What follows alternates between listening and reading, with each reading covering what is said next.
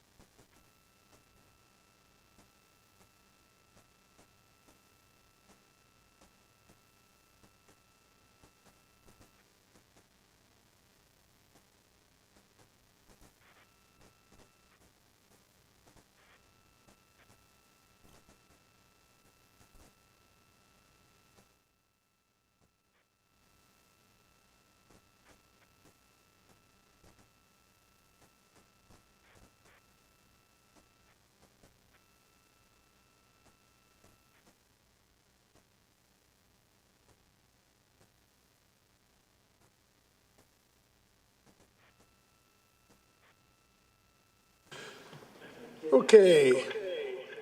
Oops. Everybody muted? Everybody muted?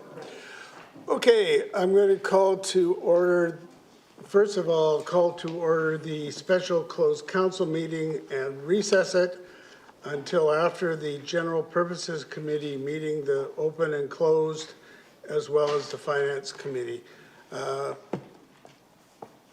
So I will call to order the Open General Purposes Committee.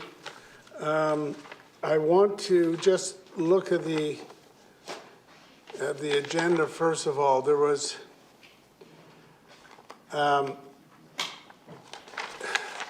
there's a number of delegations on this this fossil fuel non-proliferation treaty, so we'll get to that in due course. Is someone here from that hotel union? I heard that there was going to be some late delegation wanting to come in. Okay, all right. So I'll ask for a motion on the minutes. Any errors or omissions? All those in favor, post carried. We have the digital strategy update.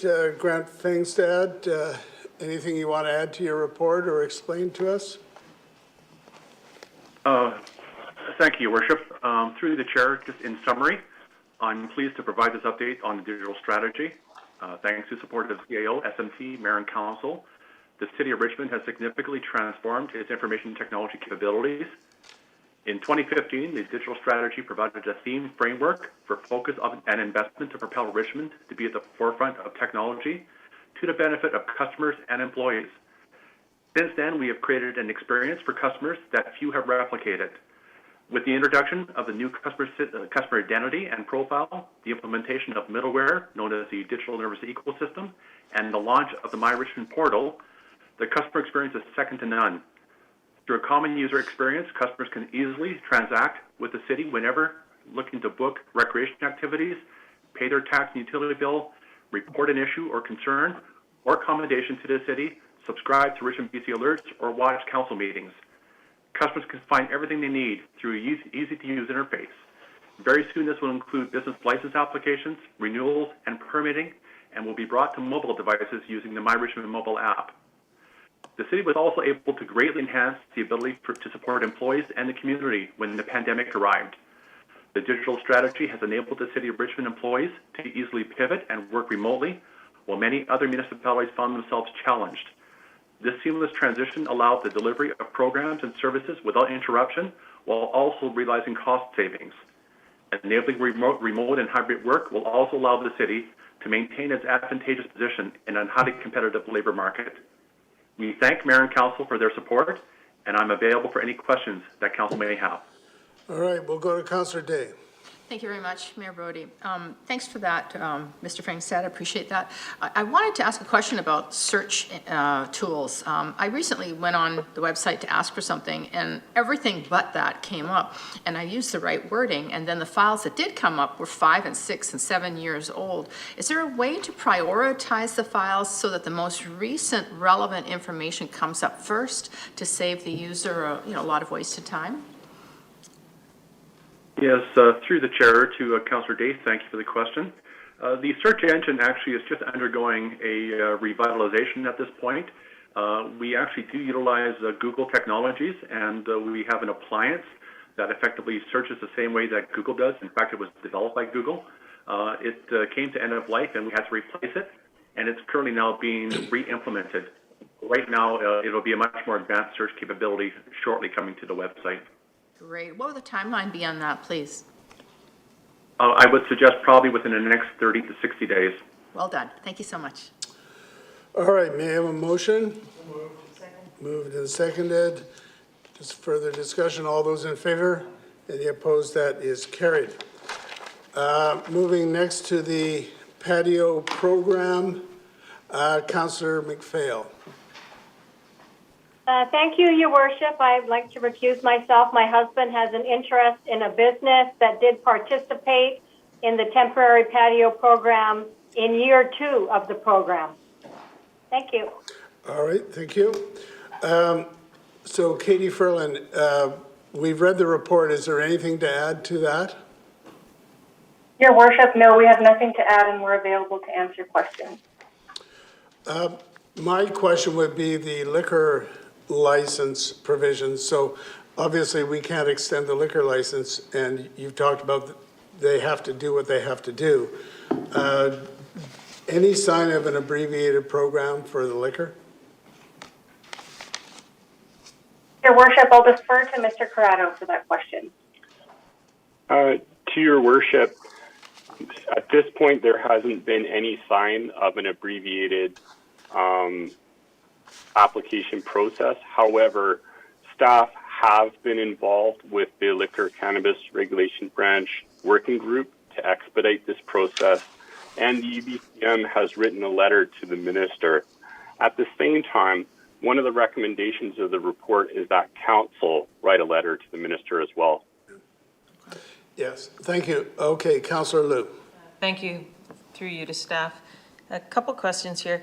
It says in the report on GP50 that you're going to report back in the fall of 2023. Did you mean fall of 2022? Because we're only going to June 1st of 2023, so it seems that you're... Through the chair to Councillor Liu, we can certainly provide interim updates. We did intend to select fall 2023 as the report back date. The reason for that is we're recommending a grace period of 1 year for existing temporary patio permit holders. And so in effect, this new program would not come into effect for businesses until the following patio season. And so it won't be until the summer of 2023 that we have a good sense of how the new program is going. Okay, but this patio permit only goes until June 1st of 2023. Is that correct? Through the chair to Councillor Liu, that's correct. We are requesting an extension of the temporary program for valid permit holders until June 2023, at which time they would transition to the proposed new program. And so after the summer of 2023, we anticipate to have some good feedback to present to council on the new program. We can certainly provide an update sooner as well.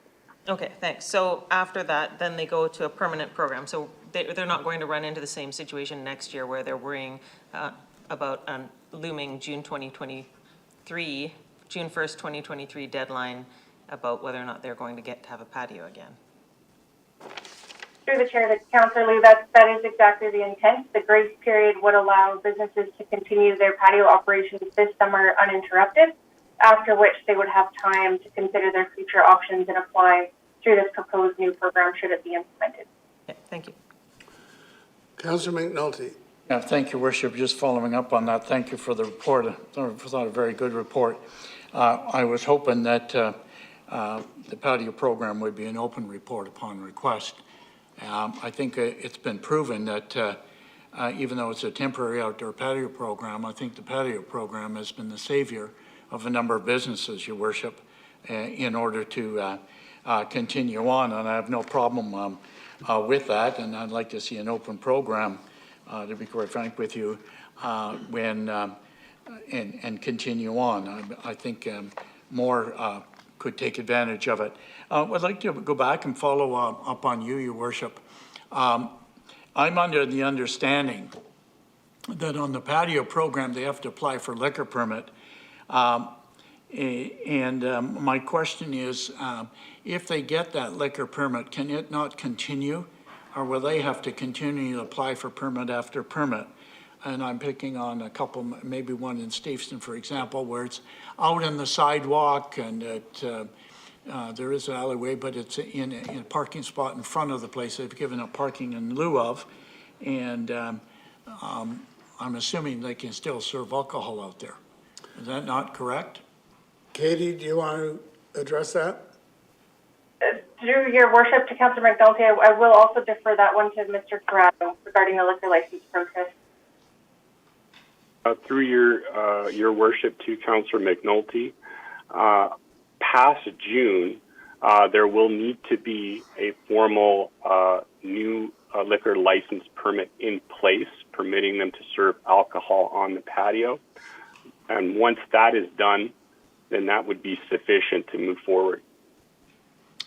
And we're assuming if we endorse that, and I'm not sure if they have to come to us, that it would continue on, barring that there were no infractions and no problems from the public?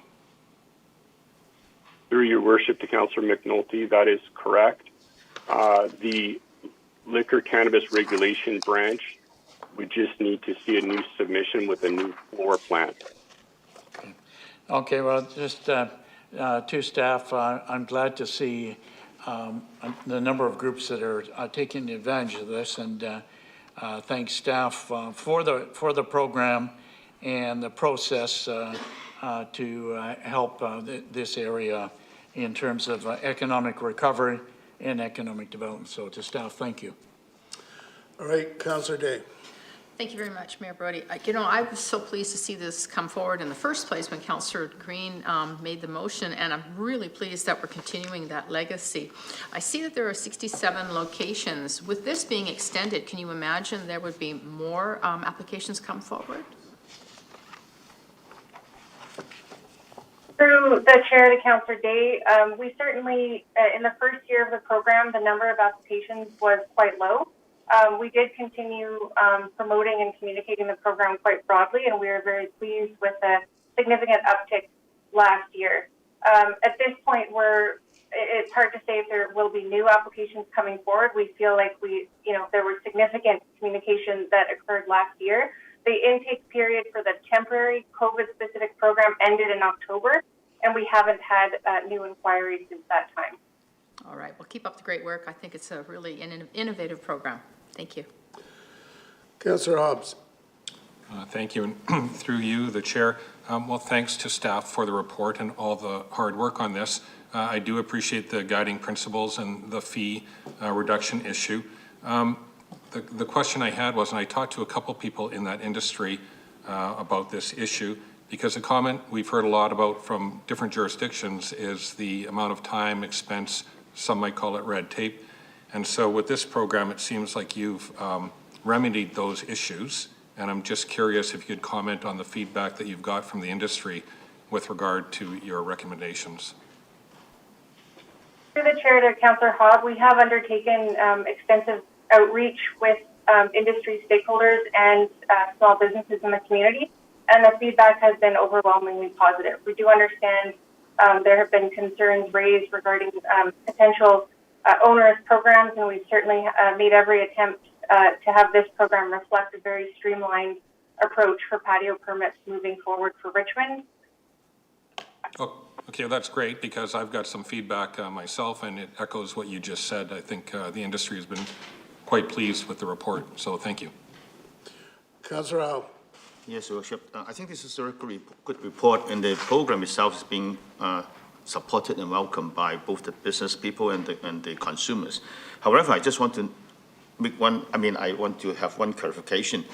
When I read the report, especially on GP 44, it seems to me that we are talking about, even with the patio program, the capacity of seating would remain the same. So this is not a way for the restaurants to expand the capacity of seats. However, on GP 47 at the bottom, the very last line, saying that the proposed program can create a mechanism for the future business tenants to expand their sitting areas in the public realm. So you're talking about they may expand the sitting area, but not necessarily the number of seats, right? Through the chair to Councillor Au, that's correct. This program is intended to create flexibility for businesses by allowing additional types of patios. A business that wants to increase their occupant load and the number of patrons they can accommodate in their establishment, that comes with additional health and safety requirements, and not every business could accommodate that. For example, increasing the number of patrons might trigger the need for additional washrooms or increased kitchen facilities. And so that can be accommodated. If a business wants to go that route, they can do so through existing city processes.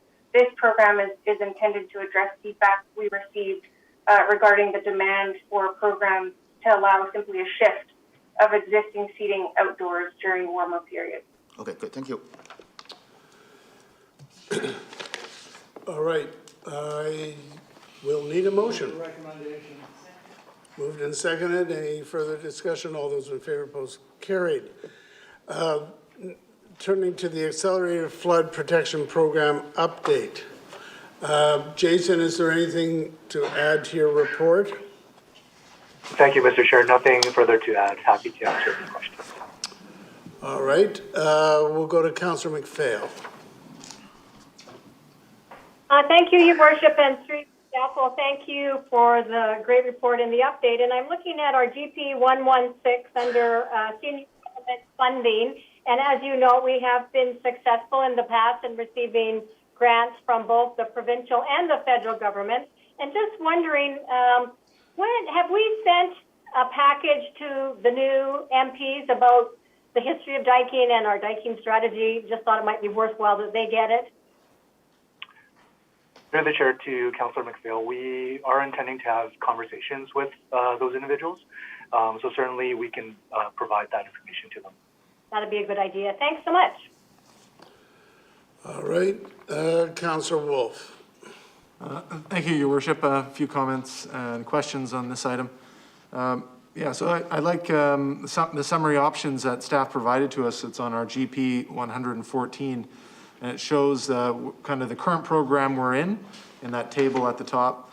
And really what we're looking at today is moving it up to that 43-year, the next column over, by doing it for kind of about the same price, although we're given some options on the left on implementation period. So just to get some clarification from staff. So first on page 115, GP 115, it mentions the habitat enhancement and ongoing staff investigation and site-specific requirements. So I do read later on in the report that is going to be a separate report, but there was just no timeline. So I was just wondering if it is short enough of a timeline, because it is going to have budget considerations, which are not listed in the financial section of this report. Yeah, so first off, if staff could comment on the length of time expected for that habitat enhancement report. Through the chair to Councillor Wolf, perhaps I can ask my colleagues in the Environment Department to comment on that. Through the chair to Councillor Wolf, right now we're in the early stages of just preparing an application. As noted previously in the report that was endorsed to Council, it could take several years for an application to be approved by DFO, and any approval through DFO would first be vetted as accordingly through Council and committee and future applications. So no definitive timeline, but definitely in the future at this time. Great, thank you. Follow up then through your worship on that. I really appreciate in the report it mentions the environmental considerations on page 116 to 117. I'm curious on, are we already banking habitat that has been lost that we will work to enhance or replace in the future? I just come to mind the large trees being cut along River Road a couple of years ago. Do we have like a number of trees or square footage that we are already banking? And I know there's a lot in the report about this fish bank, which again might be years away from being made as well. To the chair to Councillor Wolf, right now we don't have a specific bank that's set up. That is currently what we are setting up is a formal agreement for that banking. Currently what the process is we would compensate for habitat losses or removals through the permitting process for a site-specific project. So, for example, if a project were to lose 100 meters of fish habitat for a specific site, we would have to replace that for that specific permit to be applied to a project. However, we're not banking anything formally because we don't have that agreement in place at this time. Thank you. Follow up on that, if I may, then, or as was just described by staff, that's if it's not owned by the city, but what if it's city-owned projects? Do we bank that? Or through the chair to Councillor Wolf, the example I used was for city projects.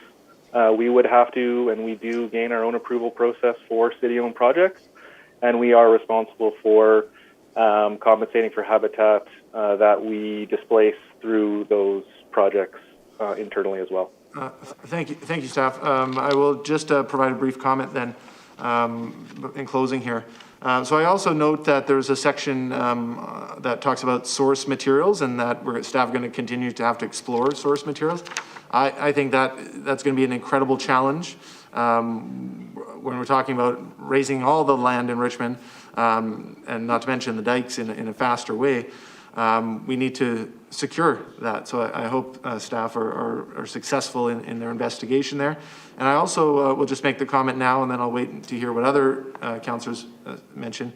But as a result of the United Nations and the International Panel on Climate Change and what was just released this morning, it seems like we need to work at a much faster pace. So I think 43 out of 50, instead of 50 is good. But I'm also very hopeful that, as staff mentioned in this, that should the rate need to increase, the staff will report back to council. So I am happy to go forth with the proposed change, but I would be even more delighted to be entertaining an even faster program. Thank you. Councillor McNulty. Yeah, thank you very much. And thank you to staff. I'm glad I brought this forward to push to at least have a look at a report on acceleration of dealing with the issue, because it gives us a clearer picture and also gives us direction. And I too would like to see it move up. To be quite frank with you, I think we're going to see sea levels rise a lot faster than what is projected. And I think we're seeing that now. No reason to panic, but I do want to emphasize some of the other things that have been brought up on it. For the record, and for the public, I think it's important that the public know what we're trying to do, since we are putting $14.6 million a year in, and our goal is, 37 million. We are going to raise the dikes all around the island to 4.7 meters geodetic. Is that not correct? It'll be all the way around the island that height.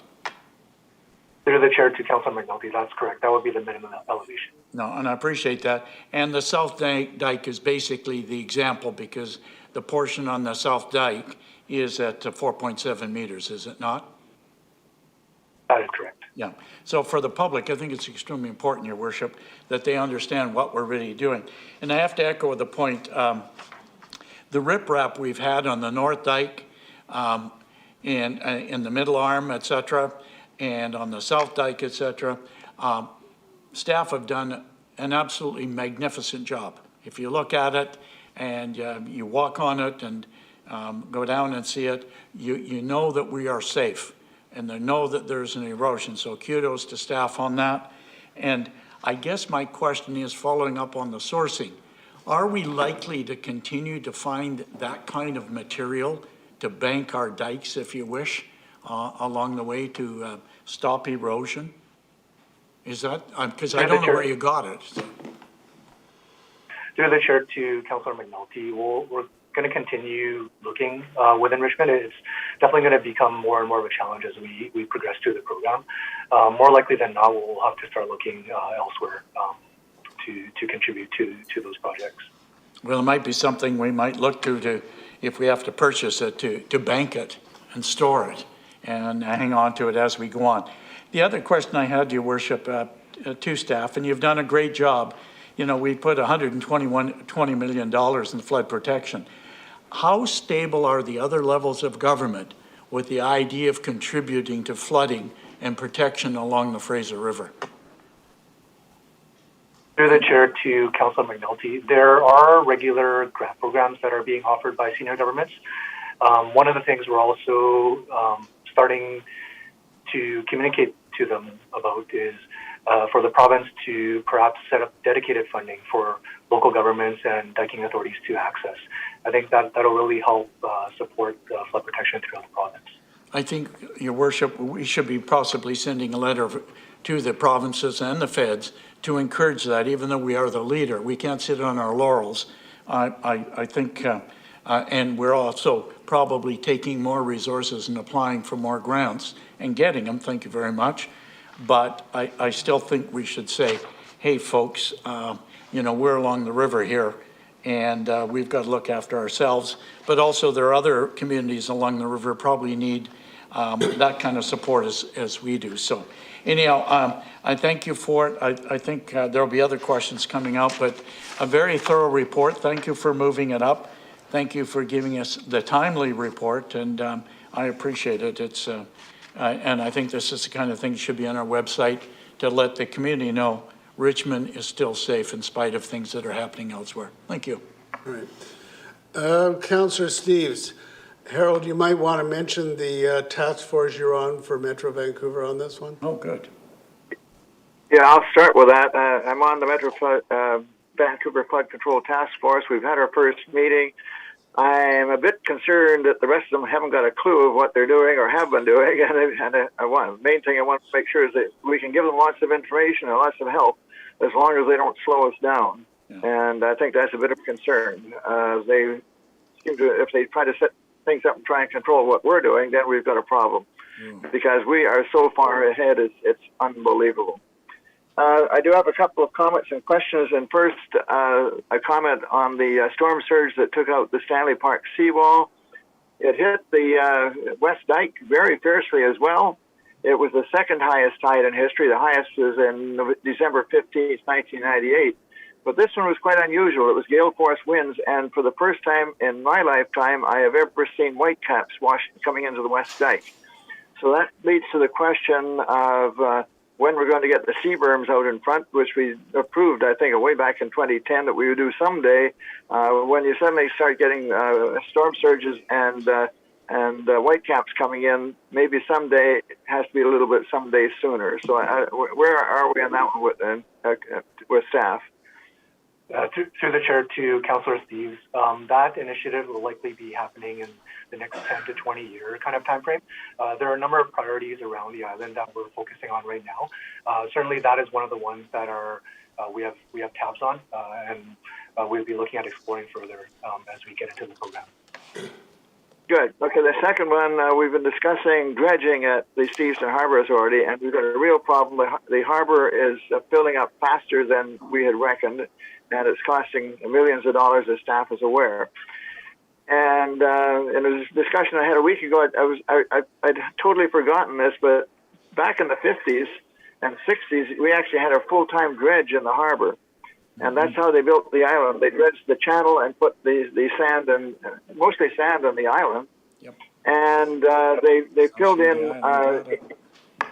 That's how they got the island there, was with sand dredged from the channel, and they filled all the land that's now the BC Packers site. The whole area from number 1 road to number 2 road was filled with 2 meters of sand all around the buildings. In fact, some of the buildings they rotted into the ground because they were built on stilts, and the sand came up and rotted them out, including buildings of Britannia. So the question I've got there is again, what's our timetable for putting the dike on the island? Staff have been working on it, and would staff consider the purchase of a dredge? Because it was very simple. It was a barge, and it just took pipes, and you simply sucked the mud out, and it didn't have to go very far. It went on top of the island. The last amount of sand that was there back in the 70s, I guess it was still there. The harbor authority, I guess the port, took it away. They sold the sand. They took barges in and loaded on the barges. And I just went through my computer on the floor. And they loaded on barges and took it. They sold it. And so I'm just wondering if staff had considered actually getting a permanent dredge that was simply dredge it year round. And Gary, Scotch Pond needs to be dredged. We had a study done on the soil in Scotch Pond, and that could be put on farmland probably. It might have to be piled for a while first, but years ago we had a study done on it, and they told us it was Class 1 farmland, Class 1 soil, because it was quite fine silt. So what's happening with Stevenson Island, and would staff consider possibly a permanent dredge so we don't have this great expense? Through the chair to Councillor Steves, currently we are working with a consultant on a preliminary design for Stevenson Island, which is grant funded. There's a number of issues that we have to look into and address prior to starting construction, the main one being land tenure issues. But certainly we'd be looking at collaborating with other parties if there is any dredge material available to use that, because it would be efficient and easy to access. Yeah, my thoughts with Scotch Pond, if the soil is good enough, we got to fill half of Richmond. It might be good to mix it with organics and create soil out of it rather than dumping it at sea. And the final thing I want to talk about is that you mentioned enhancing water habitat on the water side. And I just want to remind you, we're working on daylighting Terra Nova Slough, and that could be a major habitat bargaining chip, because that would actually open up water habitat into the Terra Nova area, and if it worked, you could actually expand it along the Dyke Canal and places like that, which would make up for habitat lost elsewhere. So I just wanted to pass that on. I think we're working on the idea anyway, so why not get some benefit from it as replacement habitat? So that's all I had to say. Okay, thank you. Councillor Day. Thank you very much, Mayor Brody. Well, thank you for the report. I did have a question. Like, obviously, Richmond, which is located on Lulu Island, is doing very well. We've won lots of awards. We've got lots of grants. So things are going well with raising the dikes. But we're not the only city that habitats Lulu Island. So does New Westminster. A small part of Lulu Island is New West. Are they keeping up their end of the bargain? Through the chair to Councillor Day, we have regular meetings with City of New Westminster staff to share information that we have, as well as review what they're doing as well. At this time, we feel like they are still looking okay, though we do understand that like if they flood, that creates a risk to Richmond as well. Part of our dike master plan addresses that issue, in that there are short-term solutions that we can implement if the City of New West fails to uphold their end of the bargain. Okay, thank you. That leads me to my next question. It's been suggested to me that if we do flood, it's going to be East Richmond that's going to flood, which means we're going to lose farmland, very valuable, important farmland. Is it something we should consider doing an east side dike that runs north and south on Richmond? Through the chair to Councillor Day, that's one of the risks and issues that we have addressed. And one of the solutions that we are implementing is the dikes in East Richmond are typically required to be built at a higher elevation than 4.7. Okay, so all along the water, nothing running through sort of the center of the island, or not the center, but the east side of the island. Through the chair to Councillor Day, we do have short-term solutions that are available to us that are part of our dike master plan. If the City of New West starts looking like they're failing to meet the needs of flood protection.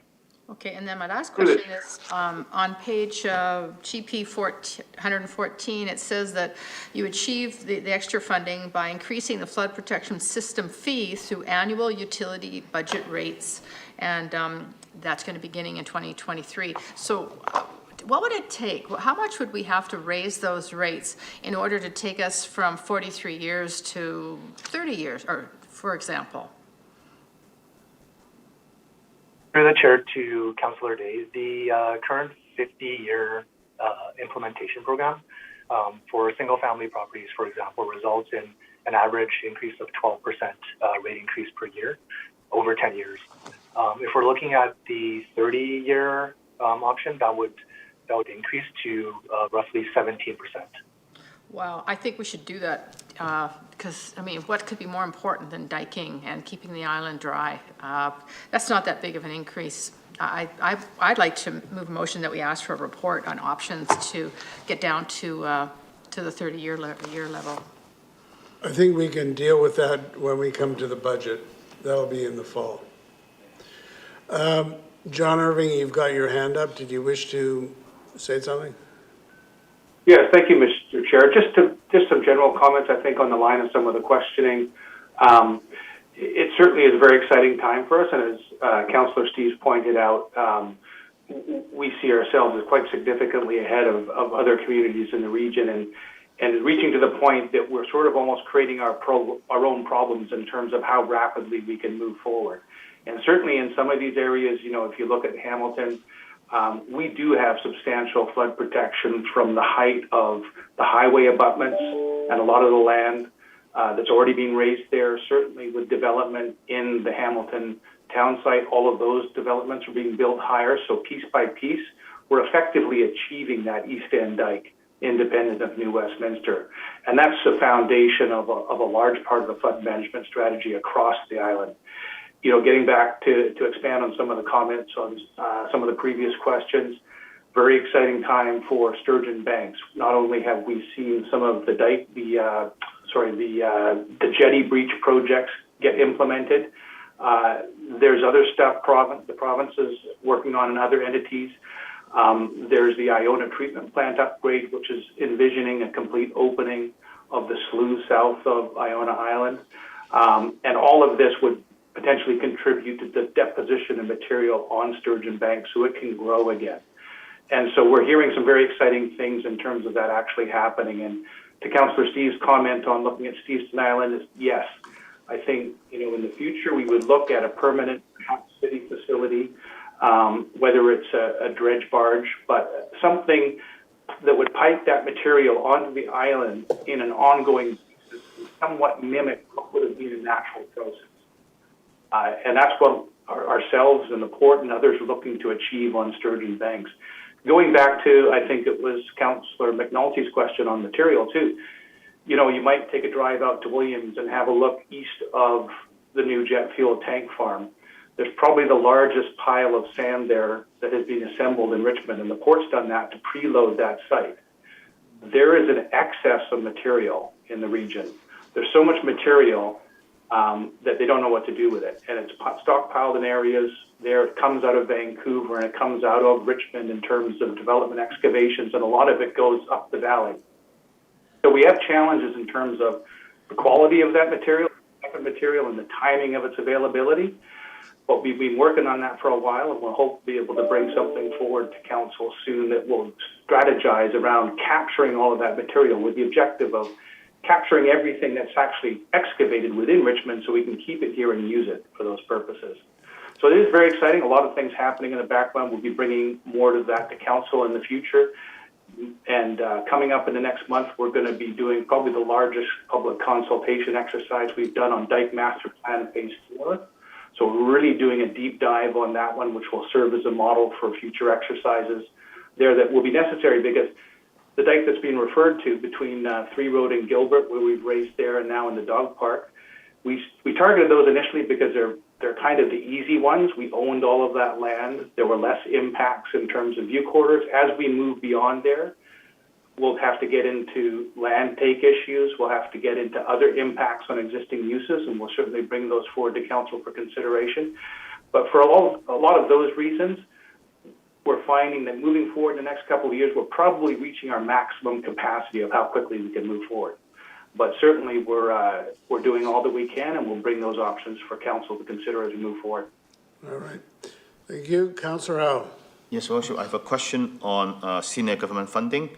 I want to know, do you have a rough idea what's the percentage of senior government funding in our annual expenditure on improving the dikes and related projects? So do you have a rough idea what percentage do they make into our annual budget? Through the chair to Councillor Howe, since year 2010, we have implemented about $122 million worth of flood protection projects. Approximately $40 million of that has been funded by senior government. Okay, good, thank you. Okay, so I'll need a motion. Moved and seconded. Any discussion? All those in favor? Any opposed? That is carried. Brings us to the amendments to the council procedure bylaw, the remote access. Just to clean that up, may I have a motion? Moved and seconded. Councillor McPhail. Thank you, Your Worship, and through you to staff, well, thank you for the report, and thanks for noticing the inconsistencies and clearing things up. Just a question through you, Your Worship, to staff. How will the public be notified about this? Will there be an ad in the paper, or will there be like front and center on our home website? Through your worship to Councillor McPhail, there is a requirement for amendments to council procedure bylaw for there to be advertisement in the newspapers notifying of the change. Great, thanks very much. We can also announce it at the council meeting and work with Clay Adams to put out the word. Councillor Day. Very much, Mayor Brody. So just to be clear, if the public want to be involved via Zoom, they've got to register by 1 o'clock the day of the meeting. Right. But if they come in person, they don't need to pre-register. Is that Right. correct? That's it? Yes. Yes. Good. Just want to be clear. Thank you. Okay, so we'll call the question. All those in favor? Any opposed? That is carried. On this next item, we have a number of delegations. Let me just get out my list. So I'll call them there's 6 of them. I'll call them in order that we receive the request for each of you when you are a delegate. If you could come down to the table, sit in that seat so you can be seen on the laptop. Each of you is to speak on this item, and the limit is 5 minutes. So the first one, Naomi Liang.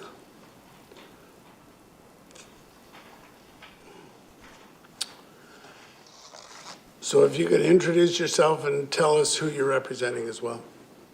Definitely. Hi, Richmond Council. My name is Naomi Liang. I'm 18 years old, a first-year student, and I'm speaking today on behalf of Climate Justice UBC.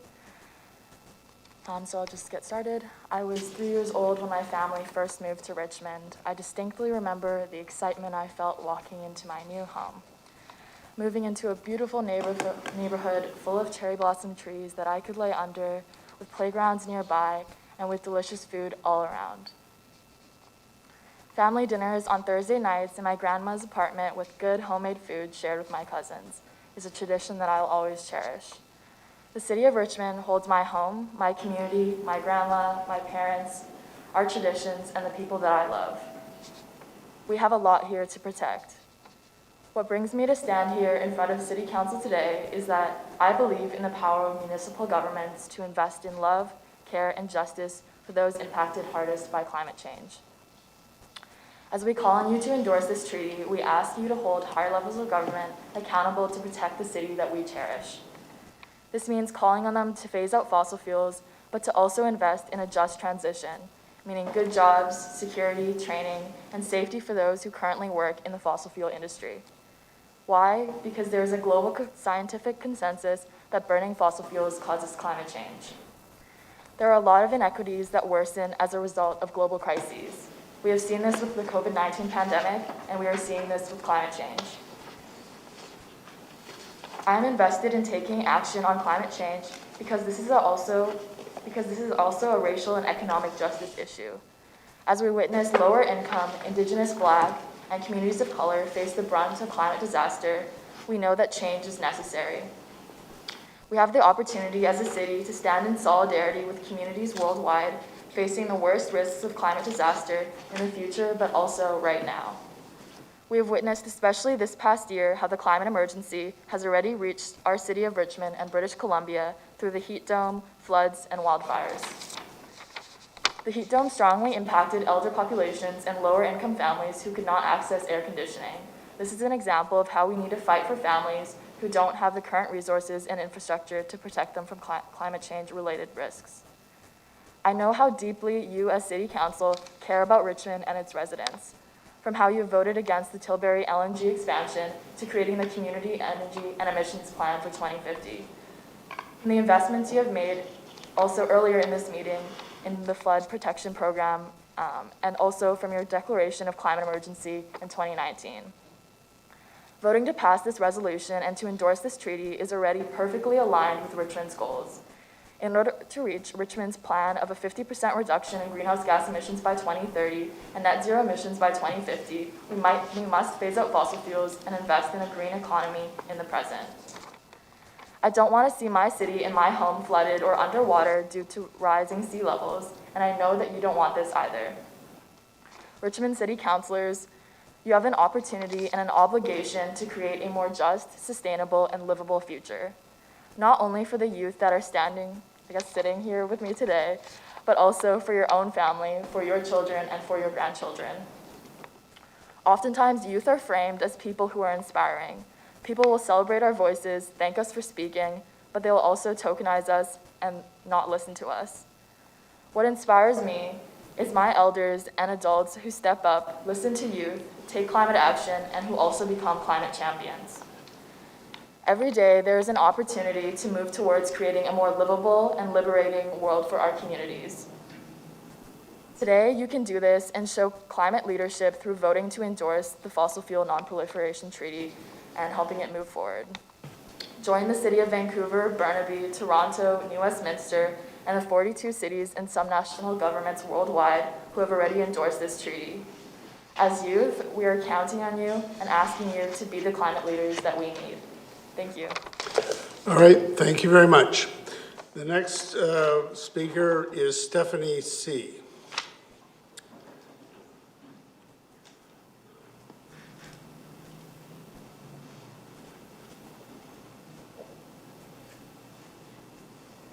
I'm here speaking on behalf of Stephanie. She has nodules on her vocal cords and cannot speak for extended periods of time. All right, so your name is? Maureen Curran.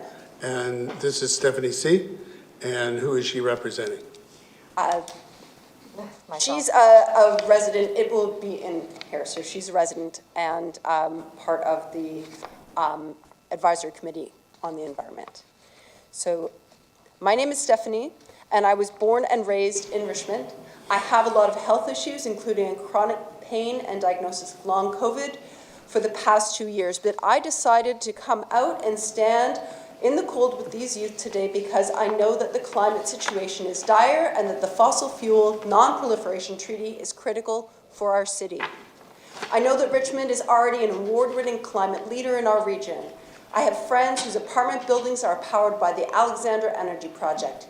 I take walks on the dike that city staff are building to protect us from those rising sea levels. And I am a member of the city's advisory committee for the environment.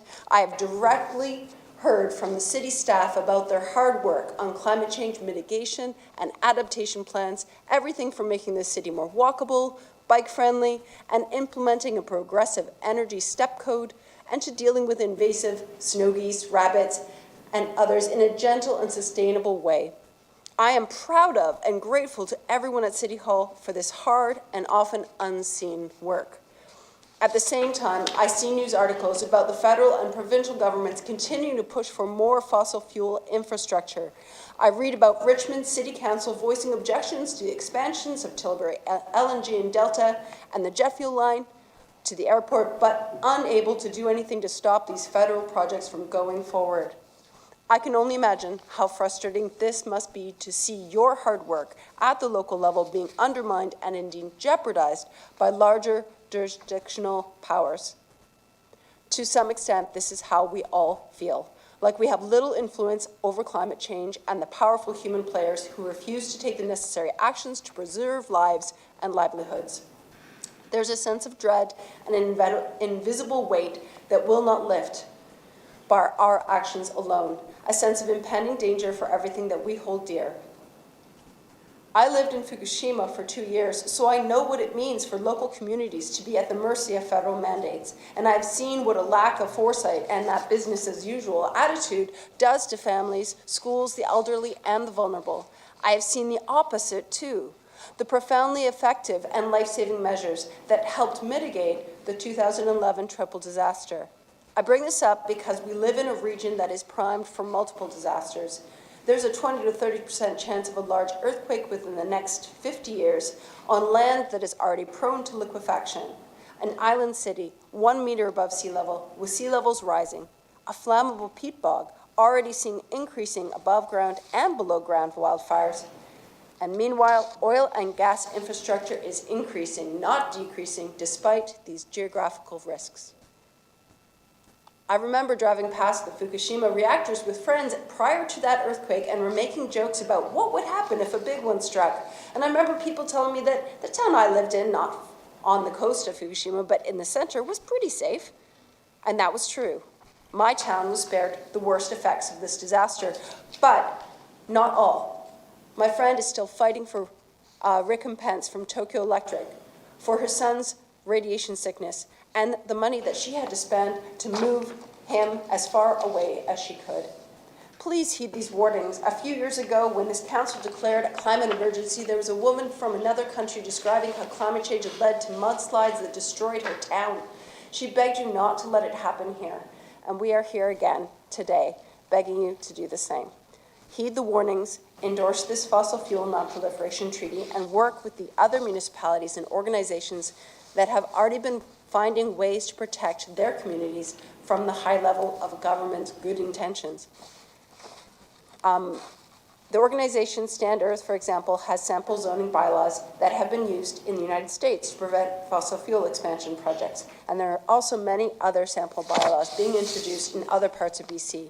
Richmond can benefit from working with these municipalities in like-minded projects, and that is what this fossil fuel non-proliferation treaty is all about. Thank you. Thank you very much. We'll go to the next speaker, which is Averin Nagan.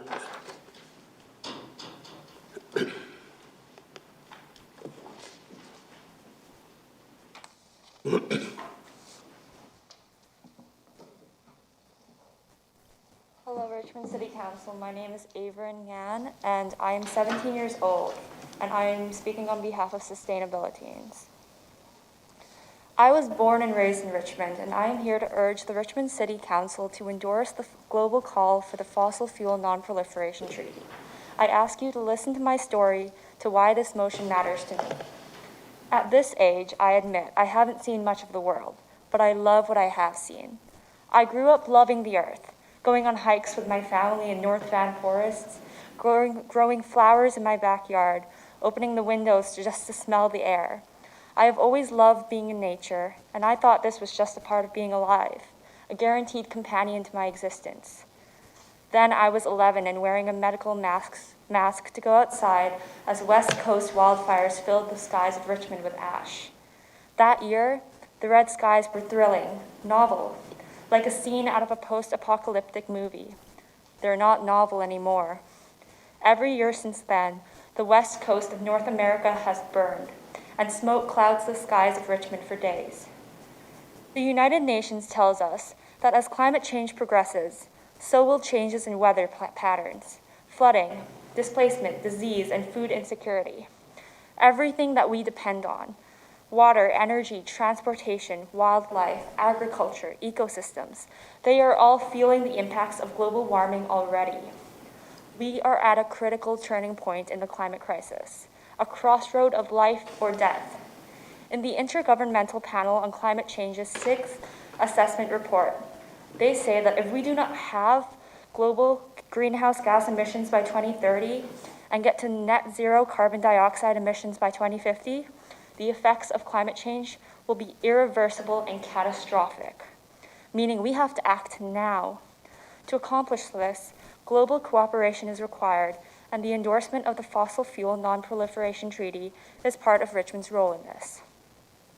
On a river rafting grad trip this past September, my classmates and I had a jarring first-hand look at the aftermath of BC wildfires. I remember us all stepping out of the rafts and climbing the rocks on the shore, then getting on the bus that would take us back to camp, joking and laughing. Then on the bus, we were told we would be driving through the town of Lytton that had burned down that summer, and we all went silent. We had all seen the pictures on the news, had all heard of the record-breaking temperatures of the disaster, but driving through that town was heartbreaking. In those minutes that we passed blackened properties and rubble, I kept thinking, what if this place was Richmond? What if that pile of burnt bricks was my house? This was a city of real people like you and me. Events like this are not isolated. Wildfires and the absence of those trees lead to higher downstream water flows and flooding.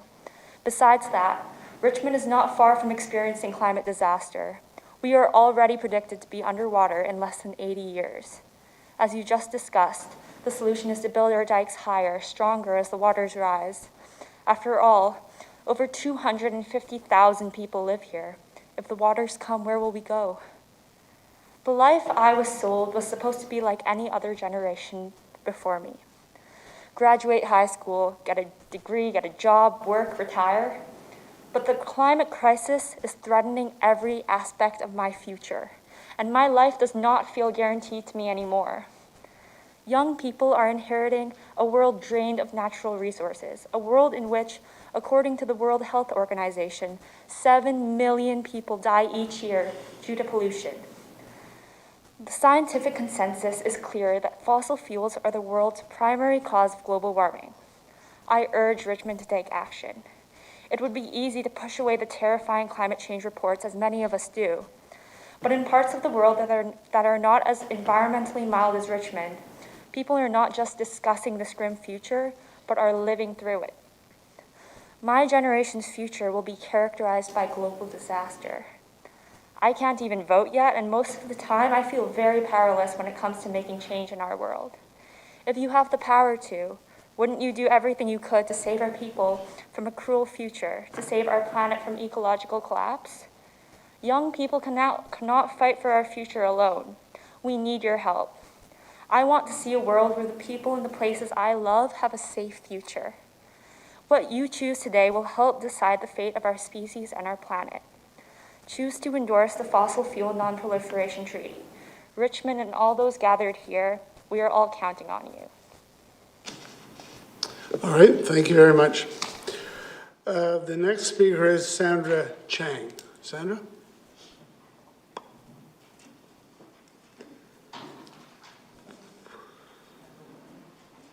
I have two more speakers with me. Is it possible if we could either stand or grab two more chairs? Yeah, why don't you just stand? Okay, sounds good. But understand you've got 5 minutes. Yes. Thank you. Will they be able to be heard, Madam Clerk? Oh, Madam Clerk is going to get you some chairs, so I think that's her solution.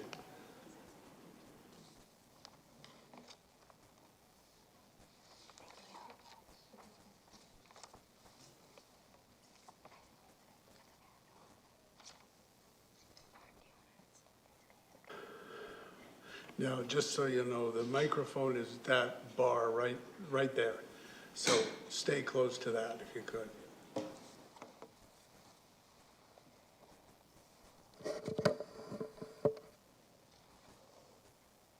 Good afternoon. My name is Esther Wang, and I'm 17, currently attending Richmond Christian Secondary.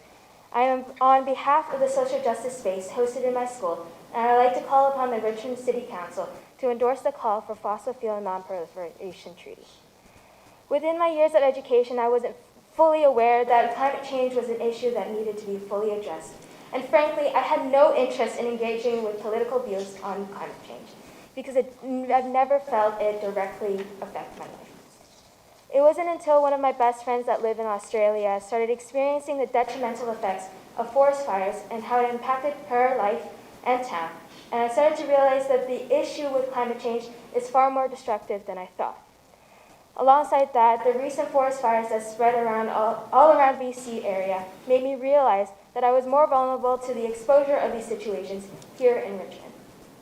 With the orange clouds and gray skies that flooded over the city, no matter where I went, it was a constant reminder that my future was becoming increasingly uninhabitable due to climate change.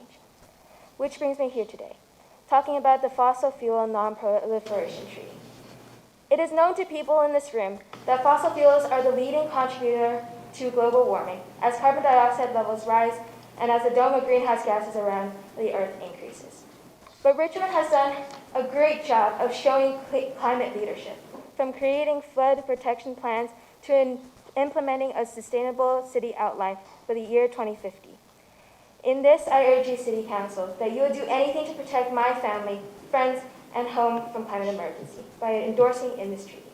In light of this opportunity, I would like to invite two of my favorite people, Liam and Sandra, upon what could be our future in the form of spoken word poetry. Dear future self, I know you've probably heard that the City Council has voted against the Tilbury LNG expansion and has created community energy and emissions plans and are currently discussing flood protection due to the recent flooding that happened in the past year. It's amazing, right? Our community taking leadership, acting and guiding the people into a better future. Even cooler, I'm currently speaking to people today about the Fossil Fuel Non-Proliferation Treaty. Big words, I know, but I'm so excited to see so many cities such as the city of Vancouver, Burnaby, New Westminster, Toronto, and so many more involved with this resolution. My hope for this is that the city and our communities can hold each other accountable, not point out our flaws, not point out our weaknesses, but work together towards improvement and just change. You know, future self, it's crazy standing here and speaking to all these people when you're just 16 with absolutely no clue what you want to do in your life. Speaking about the future like there's no end in sight and that the end of your life is just a mile away. But with time passing by fast, it feels like everything's burning at stake. Which brings me to realize that people these days always tell me, enjoy your youth because you only get once in a lifetime to run around and play before the real fun begins. But what is real fun when there's a possibility of facing a lifetime crisis of climate emergencies every single day? Having to hide in a shelter because of a massive flood, staying inside because it is just way too hot outside, or having a hailstorm that feels like a rainfall of glass. I know that this is just over-exaggerating things, but I can't help but wonder about these situations that are going to make life almost uninhabitable. Dear future self, I don't think you understand how amazing it is to be able to say that I've had an opportunity to make a change within my community. How honorable to say that the city we so love and adore prioritizes the needs of Black, Indigenous, and people of color. The ones who are most affected by this crisis are taking small steps towards the right direction in creating a more sustainable and livable future. But truthfully, I'm just a kid who doesn't know more than biology textbooks, the quadratic formula, and which table to sit at during lunch. In fact, this letter might not even get to you in time.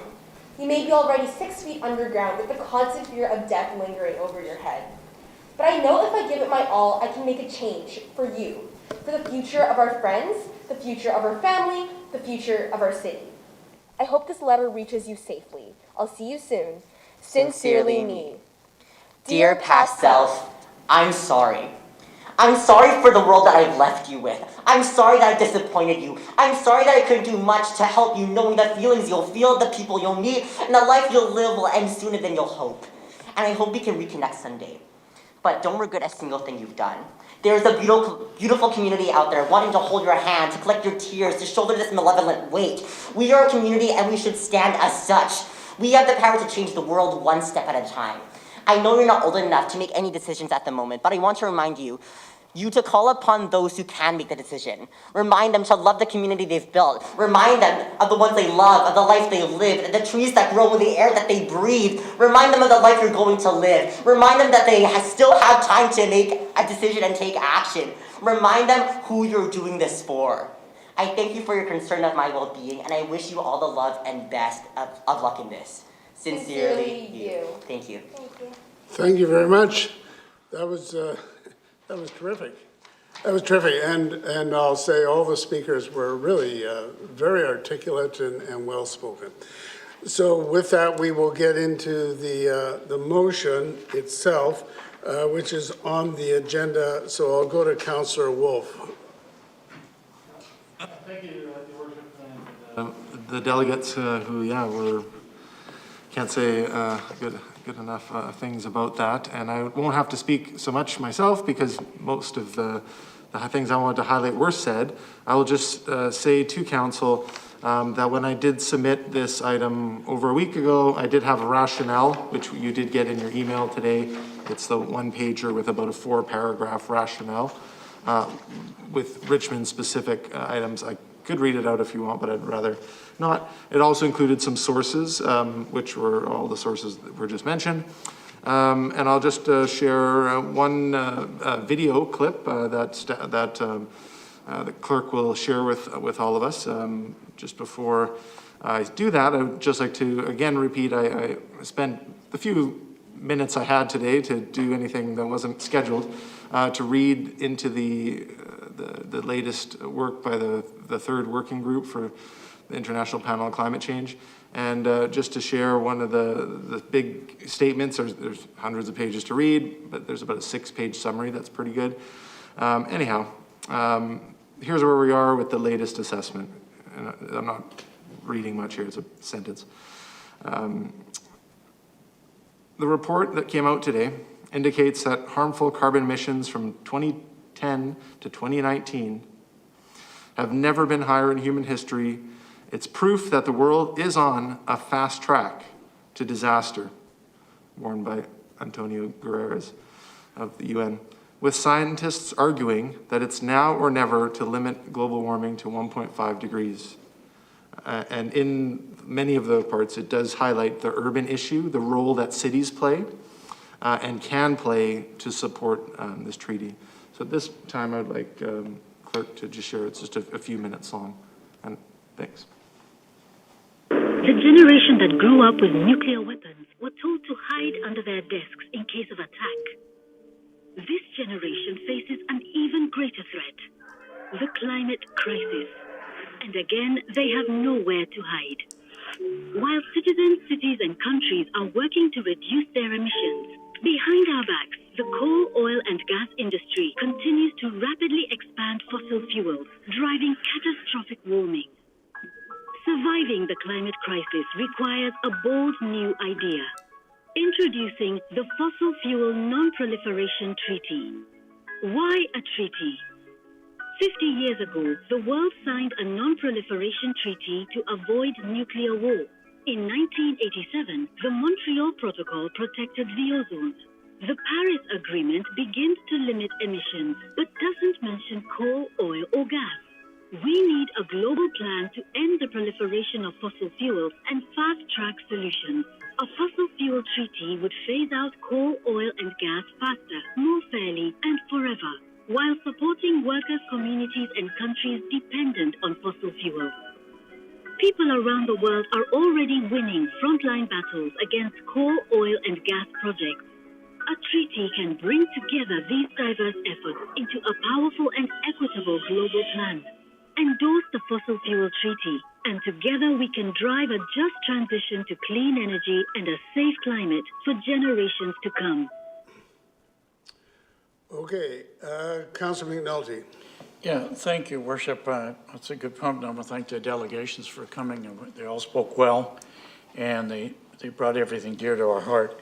I guess, Your Worship, I'm looking at what's in front of us, and I know the direction it's saying to endorse a call for a fossil fuel treaty, et cetera. And I guess my question is what are we doing? And in doing it to support something's fine. We're also a nuclear-free zone. We supported that. But I think we can do better and we can have a complete picture. And I'm wondering if we shouldn't get a support for from staff and add to it to jump on the bandwagon of 42 cities. My question is, what action are they taking to work with what we've heard from the delegation, for example, the people that spoke?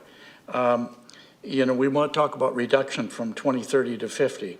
I'd like to know what we're doing now and what we can do in the future and what partners we can work with schools, groups, etc. We need, to be honest with you, we need some meat on it as well if we're going to go ahead with it. It's great to tell the MPs, what the heck are they doing? And how can we work together? And I'm wondering if we cannot put a package together if we're going to say we're supporting the troops. This is what we can do. We saw the video. I thought the video was good. What are we doing for ozone? What are we doing for flooding? Well, yeah, we are doing something, okay? But what are we doing? And then the question can be, what else is everybody else doing? So I'm behind it 100% in terms of the treaty, but I'd like us to make sure that we go forward full. If we're going to be leaders and we want to pat ourselves on the back, well, let's be real leaders, because I don't know what the other four cities are doing, and I don't really know what the whole treaty says. Unfortunately, I haven't got a copy of the treaty. I'd like to have one of those, but I'm trying to take the high road here and call for even more than what we're doing, other than send a letter off and say, yep, we support it. No, we support it because we're doing this and you could do this. And we lobby Mr. Trudeau and company to do this, this, and this. He says we're going to reduce the carbon by 2050. No, we talked about tonight doing a diking back to 30 years. Well, maybe we reduce it from 2050 to 2040. We ask, we push, et cetera. So in a way, I'm not sure where everybody else wants to go, but I think this has legs. I think we can give it legs, and we can do better. And I'm just saying I'm not taking anything away from what was said. Everybody gave 1,000% of what they had tonight, and I appreciate that coming from the youth, the younger people, and also being an educator, knowing where it's coming from. And I just think that we can do better on this one, and I don't know how others feel in other movie fields, but I think we're stepping in the right direction, but I think we can even go further on it, and I would support going further on it. I mean, it's okay. Yep, I can vote for fossil fuels, but I don't feel good about that unless I know that we can get some reduction in it, we can get some progress along. Maybe we don't use any cars anymore, and in Richmond we tell our staff we all want all electrical vehicles in the next 5 years. That's a step forward. We're doing something. We're getting rid of fossil fuels, or whatever it is. So anyhow, that's where I'm coming from, Your Worship. I'll just wait and see how the rest of the discussion goes, but I think the delegations did a great job, and that. Finding of the full implications. Well, I'd like to know the go over the full meal deal, as they say on this one, and get it, and give staff a couple weeks, bring it back, put it on the agenda. Okay, Councillor Steves. Harold? Thank you. I don't think we should refer this back for anything. I think there should be one addition, and that should be at Clause 3, that we send a copy of this to Metro Vancouver. And after that, then we should make a referral to do the things that Bill is talking about and put in an additional report. But I think if there was any debate yesterday over this, the debate was over when the latest IPPC report came in last night and today, that the debating is over. And I think that every city has to endorse this, get on with this one major decision, and then start telling people what we're doing and what we can do. Richmond is so far ahead of everybody because we know that this is what's happening, and I mean we're planning dikes 20 years ahead of everybody else because we decided 20 years ago that they probably aren't going to solve the problem of climate change, and we're probably going to get sea level rise, and we're probably going to get great storms and floods and everything else, and we are adapting to a terrible future. And I think it's important to adopt this resolution, even though we are far ahead. And then we've got to tell people that what we're doing with our own ground geothermal heating and all the different things we're doing, the diking, and start campaigning for others to do the same thing. Metro Vancouver has a lot to learn. They still aren't metering their water that they use, and they're destroying farmland, destroying soil. The next thing we should be doing is a major effort to conserve the world's soil, because that's going to be second after getting rid of fossil fuels. We're in disastrous conditions right now. So I think it's important to adopt this, and I think it's important to start campaigning for all the other issues that Bill is talking about. But I think that's a separate issue, so I would suggest we go ahead with this one. We're already adapting to a terrible future, and let's try and stop that future now before we have to adapt any further. Councillor Al. Yes, Your Worship. I agree with Councillor Steves for what he has just said. Well, but I want to thank the delegation for your presentation. You take the time to come and speak to us. And you're speaking on a very important issue, not just to the future generation, it's to us as well. I think probably the danger or the threat is closer than we expected. So it's not your time. Probably it will happen even in my time. And I also want to point out that there was a CBC report some years ago saying that municipal governments are actually doing more and have been more effective in protecting the environment. So I think, yes, we have to start from the grassroots and the way up. And I've looked into the information about this treaty initiative, and I think it's urgent, it's very much needed. And I'm proud that the chairperson of this initiative is actually Canadian. So I think we are proud Canadians for doing this. And I agree with Councillor Steve that, we can agree to this resolution. I feel very comfortable to vote on these three items, or three things on this motion. But I think we can add a separate motion, or a fourth item on this motion that we direct staff to have more information to be provided in the form of a report to the council with the background information, the implication, and the action plan that we can consider in the future. So I don't think this can happen at the same time. We don't need to wait for staff report to come back in order to endorse this this motion. So I would say either we put item 4, or in a separate motion, we ask staff for more information and more analysis. Thank you. Councillor Day. Thank you very much, Mayor Brody. Well, you guys really spoke eloquently. You can pat yourselves on the back. I mean, you talked about everything from loving Richmond, what's going on in Australia with the wildfires. You talked about the orange haze we've had to live through. You talked about not being able to stop federal projects. You talked about the Japanese nuclear nightmare, and the fact that, we can only do so much, but we have to keep fighting. We cannot let down our guard. And when the jet fuel project came forward, I created a group called Vapor and was the chair of that. And we actually went to court in the BC Supreme Court and challenged the project because it was that bad. Unfortunately, we lost, but we did manage to change some of the environmental assessment rules. So that was a big win, not just for Richmond, but for all of BC. When we send this letter, I think it's important that we show by example what Richmond has done. Had we not taken all the steps that we've taken the last 15 to 20 years, what would our greenhouse gas emissions be in Richmond?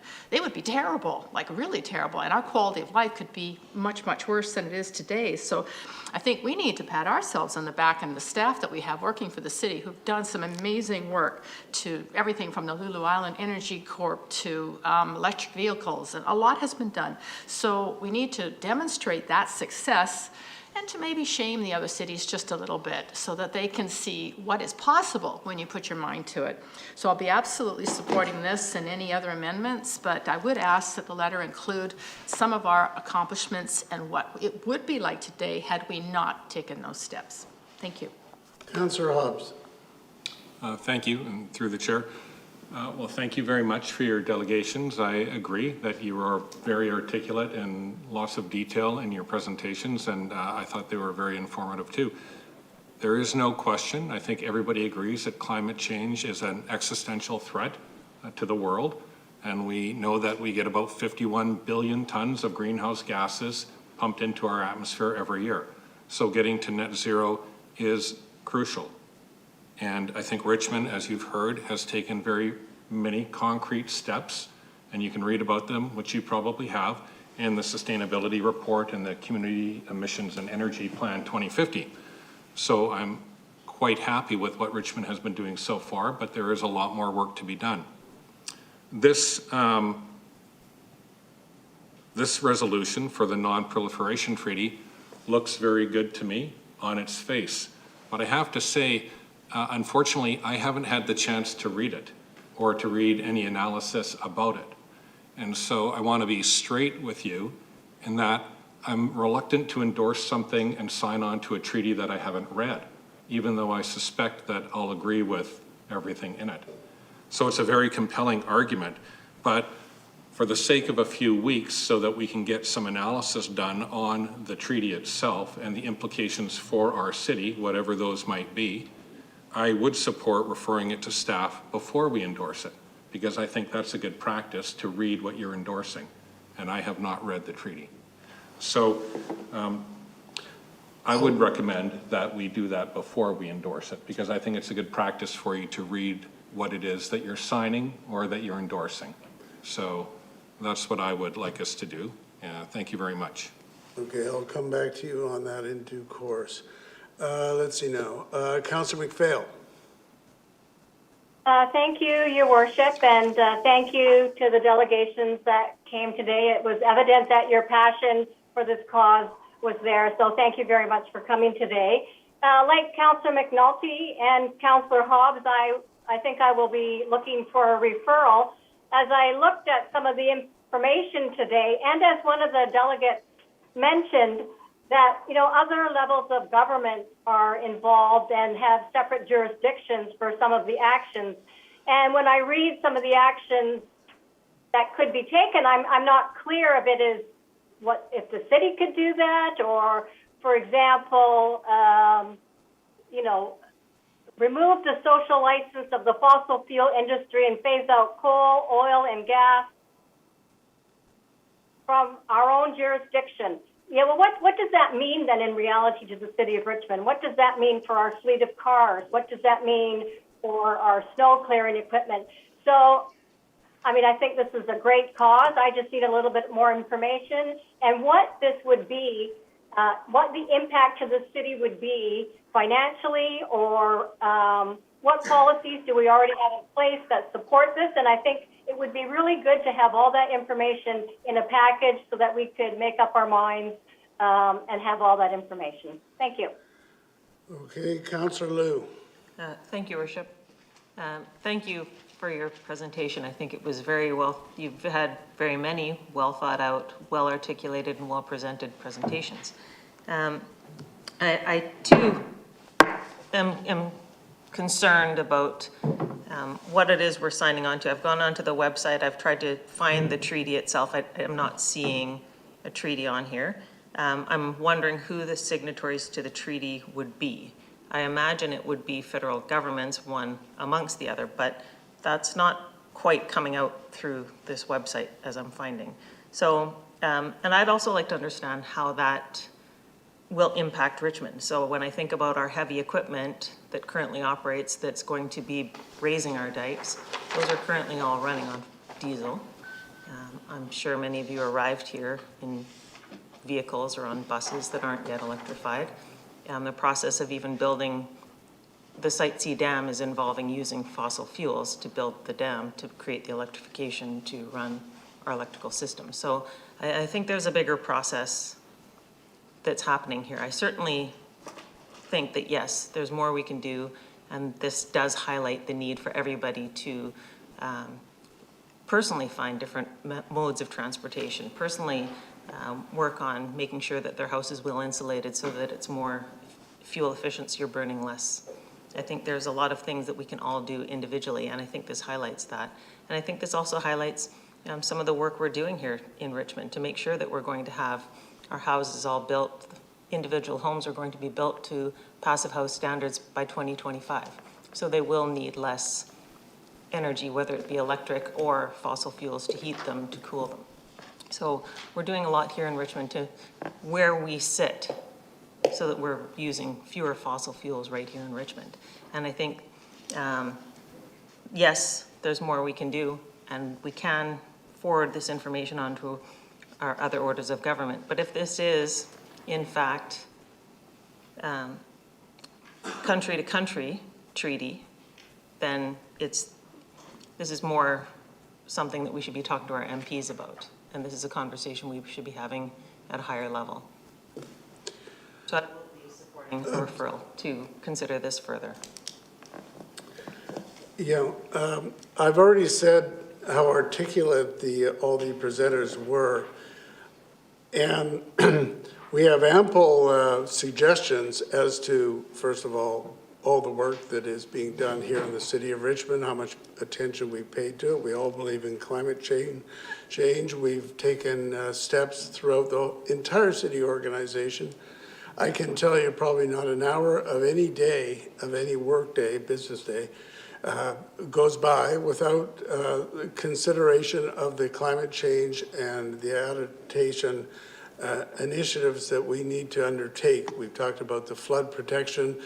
Councillor Steeves is right. We are miles ahead of anyone else. When we have the gale force winds, they did not compromise our dikes. Now, I'm not overconfident about that. It's just the fact, and that's because we've paid so much attention to it. And we have the district energy, we have the energy emissions program reduction. We've taken all these steps, and I can assure you that I haven't heard anybody on council saying that they have any idea of doing anything less in the future than what has been done in the past. Yet what we have here is a suggestion that we endorse the call for a fossil fuel non-proliferation treaty. And beyond the title to that we have very limited information. It's not in the materials, it's not in the rationale, other than to say, listen, this is what we do here, so this is what we should be doing, having them do everywhere. But I for one, would like to know more about the implications of this, if for no other reason. As I understand it, Metro Vancouver defeated this motion. They did not support that treaty. And I would like to know exactly what happened. Now, I was there, but I don't recall it. It was a couple of years ago. I would like to know more about it. By referring this back, I don't treat this as some kind of a time waster or a deflection. What I believe is that we can do a certain amount by just adopting this motion, but having a motion where we aren't fully familiar with all the implications and then saying, yes, that is what we think and that's what we agree with. I think that we will get much farther by having a stronger motion, and a referral to staff will accomplish that. So I'll go back to Councillor Wolf. Do you want to make the motion, and then we'll go to Councillor Hobbs?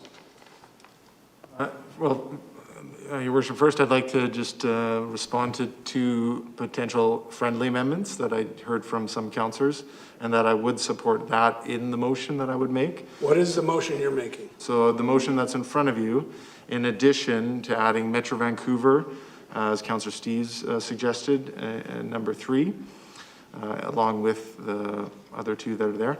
And then the fourth would be, as Councillor Au suggested, having a direction to staff to provide us the more information, which I have to say was already in our Community Energy and Emissions Plan 2050 that we just adopted. But anyhow, how we can get it again, and potential fossil fuel specific related actions, such as not putting natural gas into new buildings and how quick that could come online and the implications of it. All right, so that's your motion. That's your motion, right? Yes. Is it seconded? Second. Okay. With that, I'm going to go back to Councillor Hobbs, who wants to make a referral motion. Well, through your worship, my concern is simply I haven't read the treaty, or I haven't read any material directly related to the treaty. So my referral would be refer it to staff to go over the treaty, conduct an analysis of it, so that they can come back to us and we can make either further recommendations on it or endorse it or not after we see an analysis of it.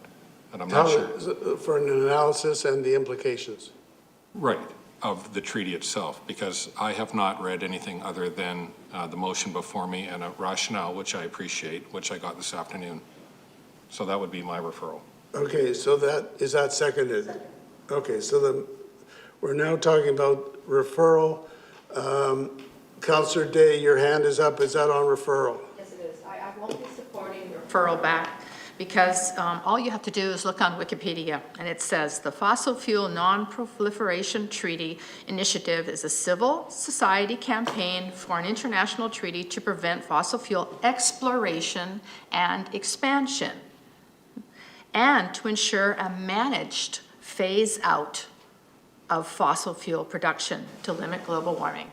That's pretty much the meat and potatoes of it. So I don't think that we need to refer this back. I think we simply understand that this is a step in the right direction.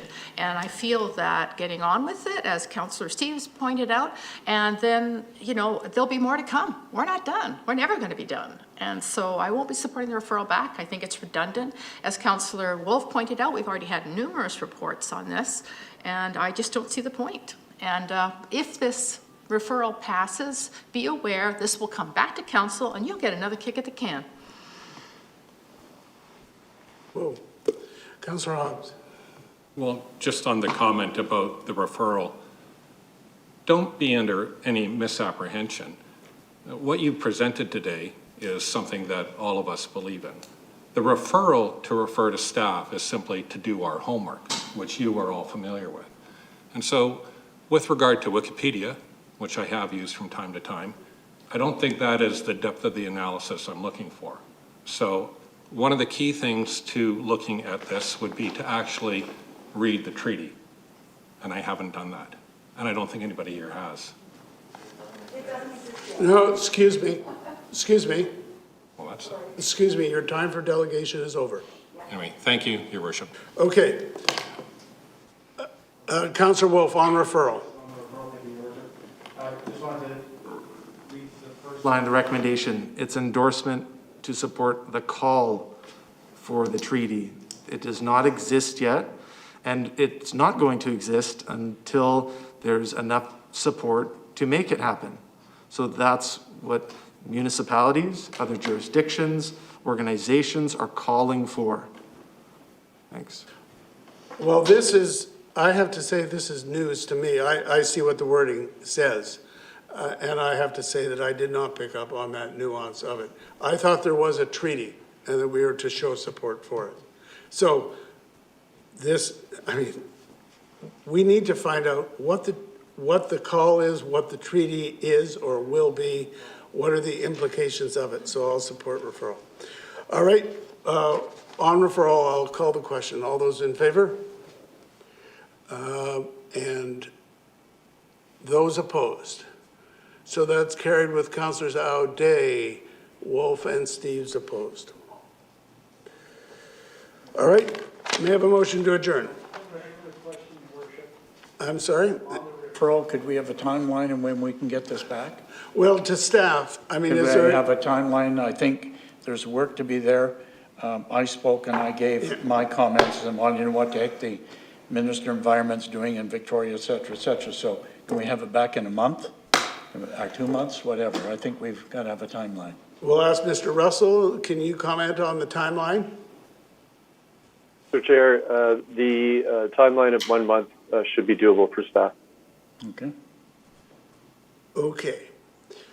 All right. We are now adjourned, and I will go to the Finance Committee meeting. I'll call it to order. May I have a motion on the minutes? So moved. Moved and seconded. All those in favor, opposed, carried. Appointment of an external auditor. Move the recommendation. I've got a question of staff on this one. When did we last go to market on the appointment of the auditor? Because I know KPMG has been the auditor for years, but when, from time to time, we've gone for a public call. To your worship, the last time we went was 2017.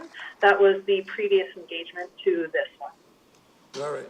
And you're satisfied that we are getting a more than competitive price on it? Yes, to your worship, we did some market analysis on the latest awards done to our competitor municipalities back in 2021, and we're in line with what they have on one and below the other. All right. Not seeing any hands, I'll call the question. All those in favor? Aye. Any opposed? That is carried. Turning to the revenue anticipation borrowing bylaw. Move the recommendation. Moved and seconded. Any discussion on that? All those in favor? Any opposed? That is carried. Annual DCC's report. Recommendation. Moved and seconded. Any comment from staff or any comments from council? No. We'll call the question. All those in favor? Move adjournment. Any opposed? That's carried. And we are now adjourned. And while we're still in public, I will call to order the closed general purpose committee meeting. We have a motion on closure compliance in the agenda. So moved.